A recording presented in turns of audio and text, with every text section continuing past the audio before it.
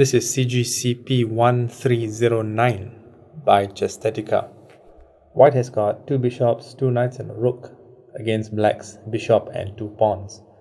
So black is obviously lost. Even so, there's a mate in 4 here. Do you think you can see it?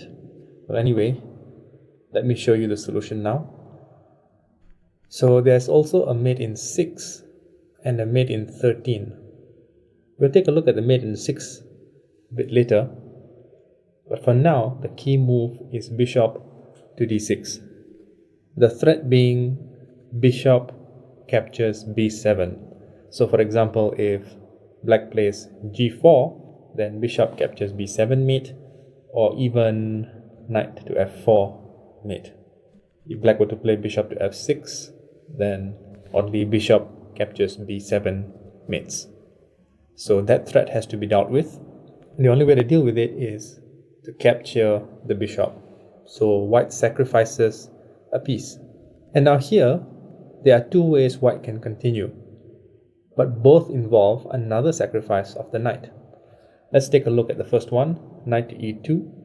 Now here the threat is knight to c3 mate, or even rook to d4 mate.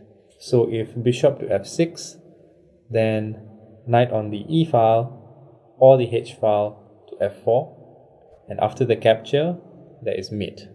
The second way is to play directly knight to f4 check.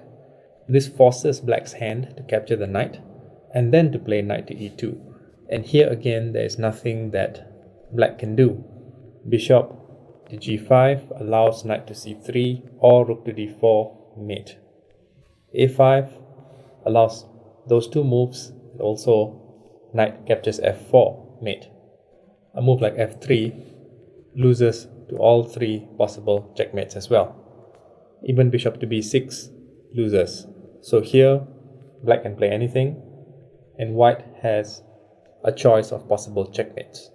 Okay, so now let's take a look at the slightly longer mate, which is also a sacrifice. Knight to f4. Now if here g captures f4, this loses to bishop to d6, threatening bishop captures b7. So after the bishop capture, knight to e2, and there's no way to prevent the mate, rook to d4 or knight captures f4. So for example, a5, even knight to c3 would win here, but knight captures f4 wins. And if black were to capture this bishop, in case you didn't notice it was undefended, white wins even more quickly with knight to d3.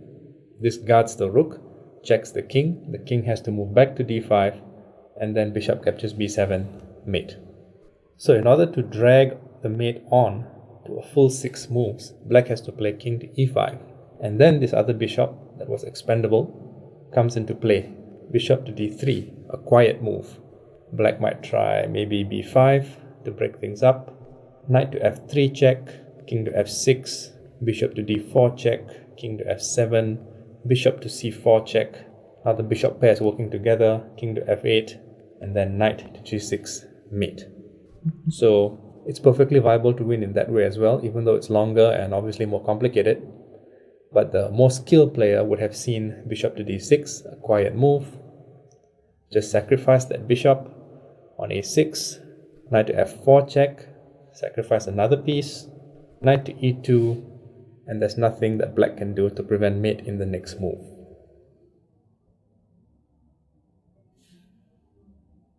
Thanks for watching.